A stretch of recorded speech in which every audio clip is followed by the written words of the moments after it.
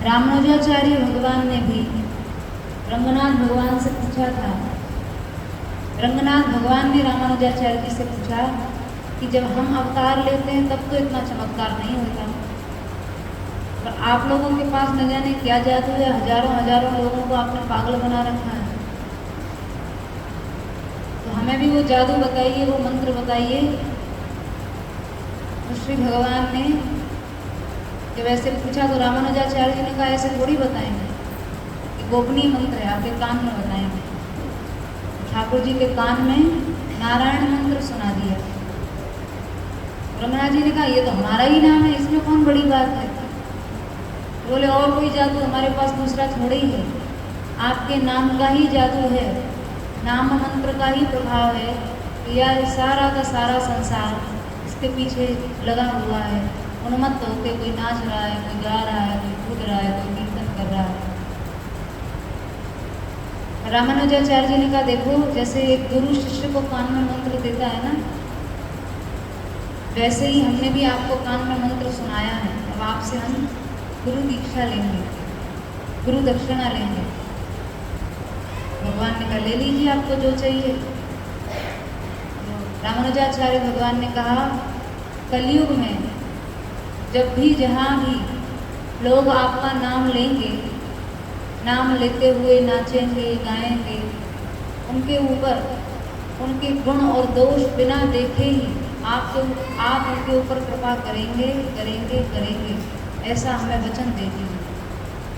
रंगनाथ भगवान ने रामानुजाचार्य जी को ये वचन दिया हुआ है कि कलयुग में जहाँ तहाँ लोग जिस भी तरह से भगवान का नाम लेकर उन्मत्त होते रहेंगे, हम उनके कमियों को देखे बिना, दोषों को देखे बिना ही उनके ऊपर कृपा करेंगे करेंगे करेंगे।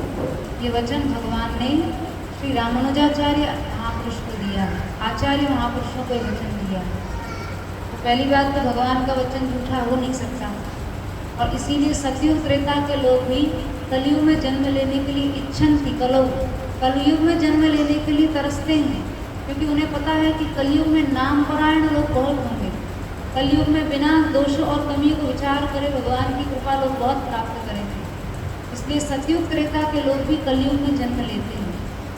बड़े बड़े तपस्वी मनस्वी न जाने कहाँ से आकर कलयुग में नाम परायणता में अपना जीवन धन्य समझते हैं। आप देखिए ना, नलकूबर मणिग्रीव भगवान से क्या प्रार्थना की, वाणी गुणान कथने श्रवणौ कथायां हस्तौ च कर्मसु मनस्तव पादयोर्नः स्मृत्यां निवास जगत प्रणामे, स्मृत्यां शरस्तव निवास जगत प्रणामे, दृष्टिस्तु भगवत तनूना।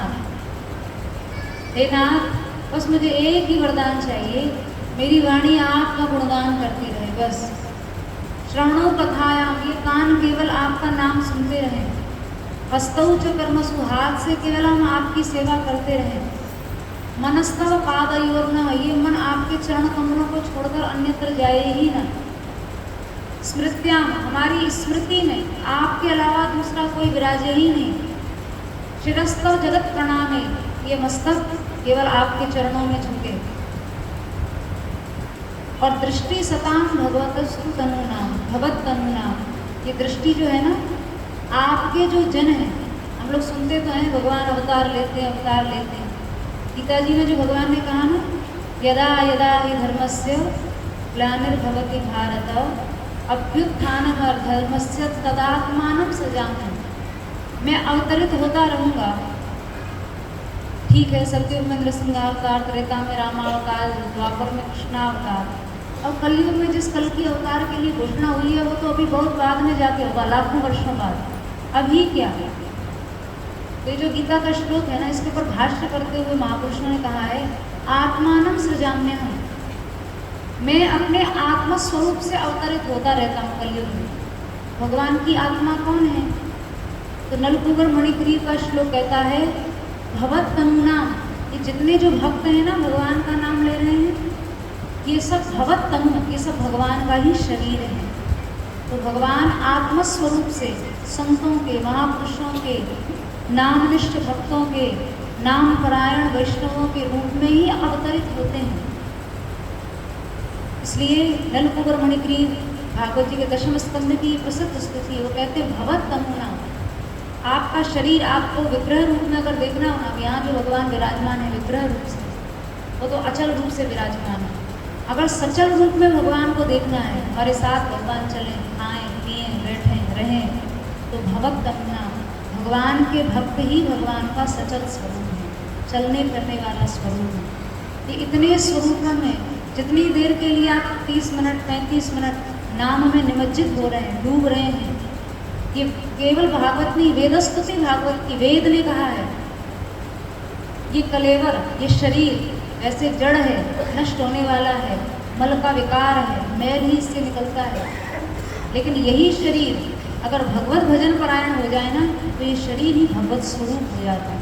इदम कुलायम, बहुत घृणित है, निंदित है, इसकी निंदा है बहुत। लेकिन यही शरीर अगर भगवत परायण है, 30 मिनट 35 मिनट जितनी देर भगवत नाम ले रहे हैं, भगवत भजन कर रहे हैं, उतनी देर नाम परायण व्यक्ति भगवत स्वरूप ही हो जाता है। संतों को प्रणाम क्यों किया जाता है, उनका चरणामृत क्यों लिया जाता है, उनकी जूठन क्यों खाई जाती है? अरे देखने में तो उनका भी शरीर हमारे जैसा ही है ना, पांच भौतिक शरीर, लेकिन फिर भी उनका चरणामृत पीने लोग योग्य हो जाता है, उनकी चरण मस्तक पे लगाने योग्य हो जाती है। क्यों? क्योंकि वो हमारी तुम्हारी तरह केवल शरीर की उपासना में नहीं लगे, उनका शरीर भगवत उपासना के निमित्त लग चुका है। और भगवत उपासना के निमित्त जितनी देर ये शरीर लग रहा है ना, उतनी देर ये शरीर केवल प्रकृति का विकार नहीं है, बल्कि भगवत स्वरूप है। इसलिए ये सौभाग्य है कलयुग के प्राणियों का। 50 लोग 100 लोग प्रभात फेरी में जा रहे हैं, तो समझ लीजिए भगवान के 100 स्वरूपों में हमें दर्शन लाभ प्राप्त हो रहा है, 100 जगह भगवान का ही दर्शन हो रहा है। ऐसा भाव बना के, ये सब प्रभात फेरी में चलने की भावनाएं हैं, मर्यादाएं हैं। इन सद्भाव से युक्त होकर चलोगे ना, तो आपस में धक्का मुक्की भी नहीं होगी, आगे जाने के लिए लड़ाई भी नहीं होगी। अरे आगे भी भगवान ही चल रहे हैं, पीछे भी ठाकुर जी चल रहे हैं। हमारे गौड़ी परंपरा में तो संत लोग घरों में आते हैं ना, तो एक बहुत प्यारा भजन गाया जाता है नरोत्तम दास कवि का, हे कृपा करो वैष्णव ठाकुर मोरे। वैष्णव को ठाकुर कह के संबोधित किया है, हे कृपा करो वैष्णव ठाकुर मोरे। घर में वैष्णव आते हैं तो वैष्णव ठाकुर कहकर उनको संबोधित, इसलिए ये भगवान की विशेष कृपा है। सतयुग में एक अवतार हुआ होगा, नृसिंहावतार, त्रेता में एक अवतार रामावतार, द्वापर में एक अवतार कृष्णावतार, और कलयुग में कितने कितने अवतार सामने बैठे हुए हैं, कितने कितने स्वरूपों में एक साथ भगवान विराजमान है। ये कलयुग की महिमा है, कलयुग की विशेषता है। इसलिए आप सबसे यही अनुरोध है कि थोड़ा सा 30-35 मिनट का हमें समय का योगदान देना है। बाकी यहाँ आने के बाद तो आपको वो आनंद मिलता होगा जो घरों में 23 घंटे कुछ भी कर लेने के बाद आपको मिल नहीं सकता है। ये आप मानते हो, लेकिन वही बात है, तुलसीदास जी ने कहा ना, ऐसी मूढ़ता या मन की परिहरि राम भरोस सुर सरिता आस करत ओस कणकी। व्यक्ति मूढ़ है, गंगा की धारा बह रही है, लेकिन किनारे बैठा बैठा सोचता है ओस पड़ेगी तो उसकी बूंदें चाट के प्यास बुझा। वो हालत हम लोगों की है, ये मन की ऐसी मूढ़ता है।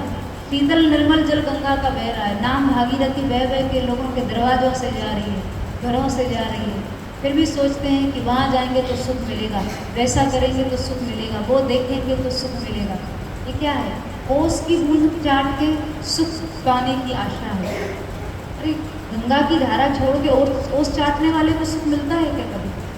इसलिए ओस मत चाटो, ये इस निर्मल धारा में डूबो, अवगाहन करो, स्नान करो, आचमन करो, पान करो।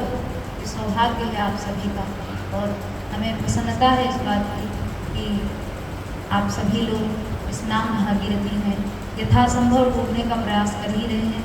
बाकी श्री जी कृपा करें तो ही इसका रस लगता है। जीवन में नाम के प्रति ऐसी निष्ठा, परायणता, समर्पित। आज छोटे छोटे बच्चे भी आए, ये सब लोग प्रभात फेरी में रोजाना आया करो लोग, ये सब हर रोज आते हैं। अरे वाह, धन्य, सब लोग ताली बजा के लोगों के लिए। बहुत सुंदर बात।